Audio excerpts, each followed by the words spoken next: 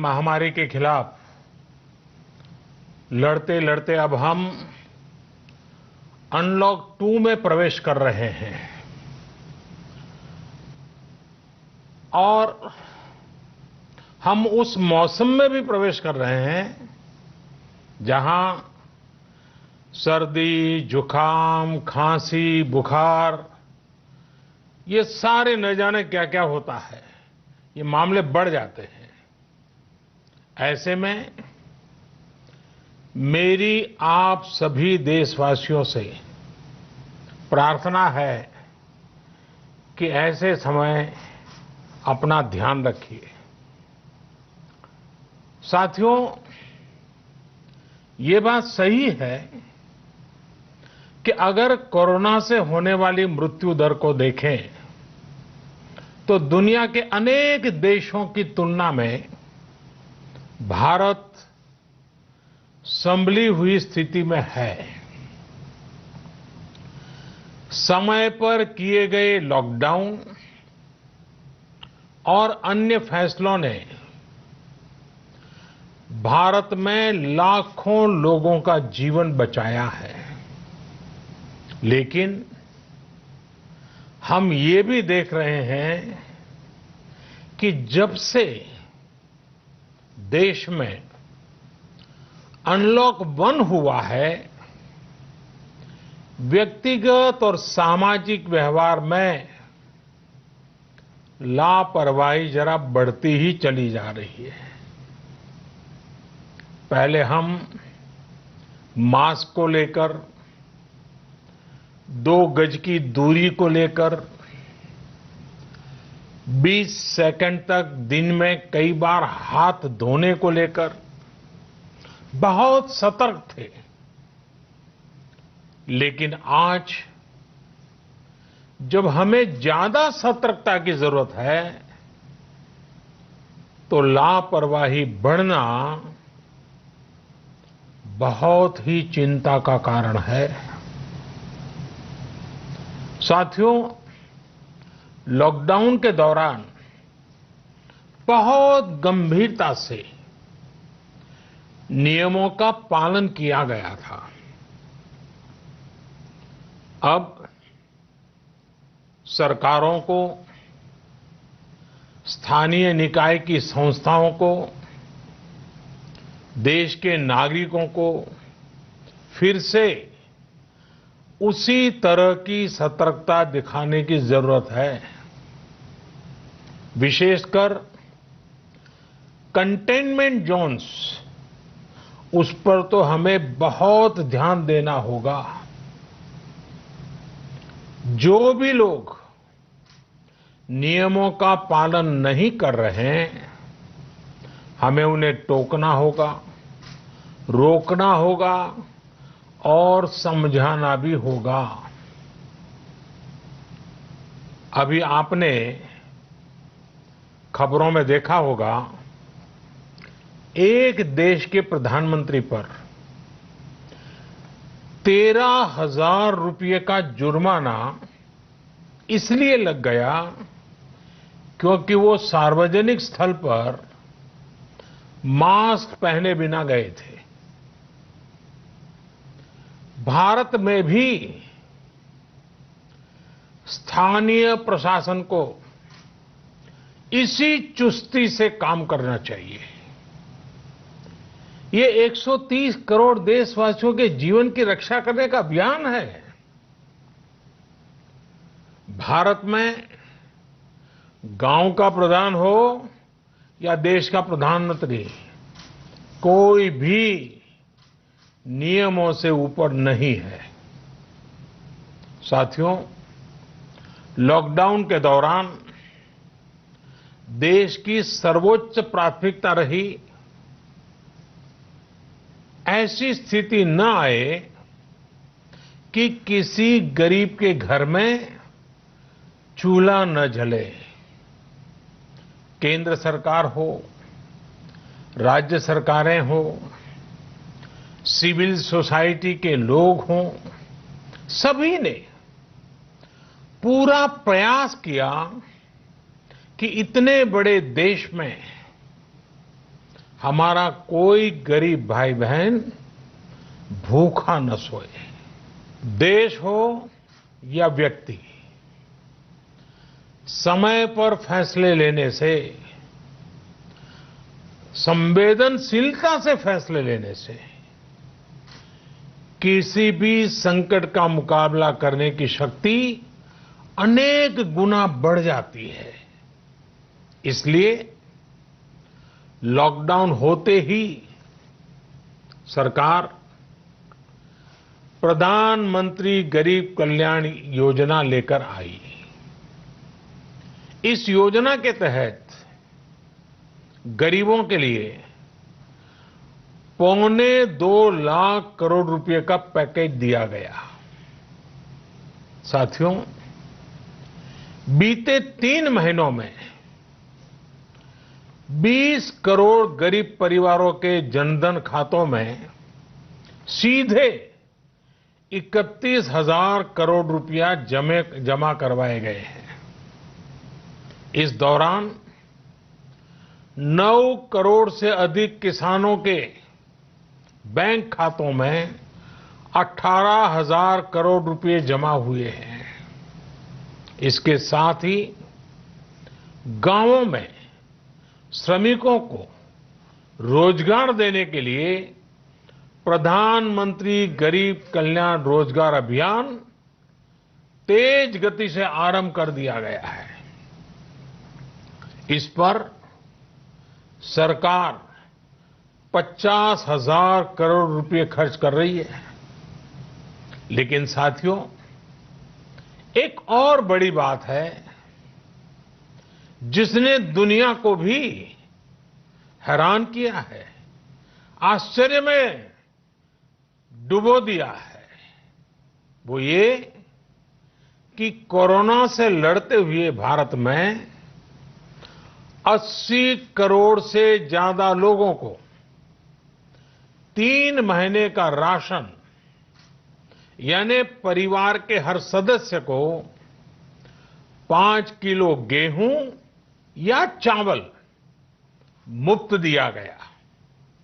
इसके अतिरिक्त प्रति परिवार हर महीने 1 किलो दाल भी मुफ्त दी गई।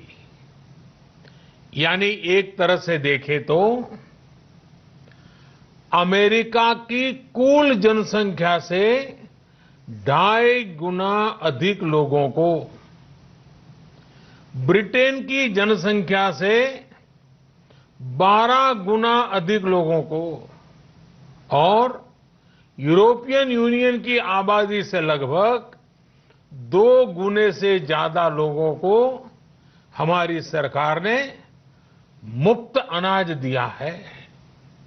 साथियों, आज मैं इसी से जुड़ी एक महत्वपूर्ण घोषणा करने जा रहा हूं। साथियों, हमारे यहां वर्षा ऋतु के दौरान और उसके बाद मुख्य तौर पर कृषि क्षेत्र में, एग्रीकल्चर सेक्टर में ही ज्यादा काम होता है। अन्य दूसरे सेक्टरों में थोड़ी सुस्ती रहती है। जुलाई से धीरे धीरे त्योहारों का भी माहौल बनने लगता है।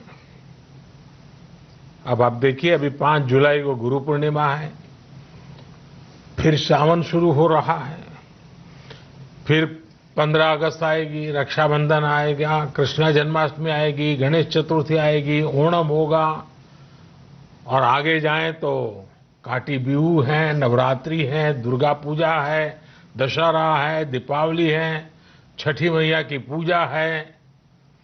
त्योहारों का ये समय जरूरतें भी बढ़ाता है, खर्च भी बढ़ाता है। इन सभी बातों को ध्यान में रखते हुए ये फैसला लिया गया है कि प्रधानमंत्री गरीब कल्याण अन्न योजना का विस्तार अब दिवाली और छठ पूजा तक, यानी नवंबर महीने के आखिर तक कर दिया जाएगा। यानी 80 करोड़ लोगों को मुफ्त अनाज देने वाली ये योजना अब जुलाई, अगस्त, सितंबर, अक्टूबर, नवंबर में भी लागू रहेगी। सरकार द्वारा इन 5 महीनों के लिए 80 करोड़ से ज्यादा गरीब भाई बहनों को हर महीने परिवार के हर सदस्य को 5 किलो गेहूं या 5 किलो चावल मुफ्त मुहैया कराया जाएगा और साथ ही प्रत्येक परिवार को हर महीने 1 किलो चना भी मुफ्त दिया जाएगा। साथियों, प्रधानमंत्री गरीब कल्याण अन्न योजना के इस विस्तार में 90,000 करोड़ रुपए से ज्यादा खर्च होंगे और अगर इसमें पिछले 3 महीने का खर्च भी जोड़ दें तो ये करीब करीब 1.5 लाख करोड़ रुपया हो जाता है। अब पूरे भारत के लिए हमने एक सपना देखा है। कई राज्यों ने तो बहुत अच्छा काम भी किया है। बाकी राज्यों पर भी हम आग्रह कर रहे हैं कि इसको काम को आगे बढ़ाएं। और काम क्या है? अब पूरे भारत के लिए एक राशन कार्ड की व्यवस्था भी हो रही है। यानी एक राष्ट्र एक ration card, one nation one ration card. इसका सबसे बड़ा लाभ उन गरीब साथियों को मिलेगा जो रोजगार या दूसरी आवश्यकताओं के लिए अपना गांव छोड़ करके कहीं और जाते हैं, किसी और राज्य में जाते हैं। साथियों, आज गरीब को, जरूरतमंद को सरकार अगर मुफ्त अनाज दे पा रही है तो इसका श्रेय प्रमुख रूप से 2 वर्गों को जाता है। पहला, हमारे देश के मेहनती किसान, हमारे अन्नदाता, और दूसरा हमारे देश के ईमानदार टैक्स पेयर। आपका परिश्रम, आपका समर्पण ही जिसकी वजह से देश ये मदद कर पा रहा है। आपने देश का अन्न भंडार भरा है, इसलिए आज गरीब का, श्रमिक का चूल्हा जल रहा है। आपने ईमानदारी से टैक्स भरा है, अपना दायित्व निभाया है, इसलिए आज देश का गरीब इतने बड़े संकट से मुकाबला कर पा रहा है। मैं आज हर गरीब के साथ ही देश के हर किसान, हर टैक्स पेयर का हृदय से बहुत बहुत अभिनंदन करता हूं, उन्हें नमन करता हूं। साथियों, आने वाले समय में हम अपने प्रयासों को और तेज करेंगे। हम गरीब, पीड़ित, शोषित, वंचित हर किसी को सशक्त करने के लिए निरंतर काम करेंगे। हम सारी एहतियात बरतते हुए इकोनॉमिक एक्टिविटीज को और आगे बढ़ाएंगे। हम आत्मनिर्भर भारत के लिए दिन रात एक करेंगे। हम सब लोकल के लिए वोकल होंगे। इसी संकल्प के साथ हम 130 करोड़ देशवासियों को मिलजुल करके संकल्प के साथ काम भी करना है, आगे भी बढ़ना है। फिर से एक बार मैं आप सबसे प्रार्थना करता हूं, आपके लिए भी प्रार्थना करता हूं, आपसे आग्रह भी करता हूं, आप सभी स्वस्थ रहिए, 2 गज की दूरी का पालन करते रहिए, गमछा, फेस कवर, मास्क ये हमेशा उपयोग कीजिए, कोई लापरवाही मत बरतिए। इसी आग्रह, इसी कामना के साथ मैं आप सभी को बहुत बहुत शुभकामनाएं देता हूं। धन्यवाद।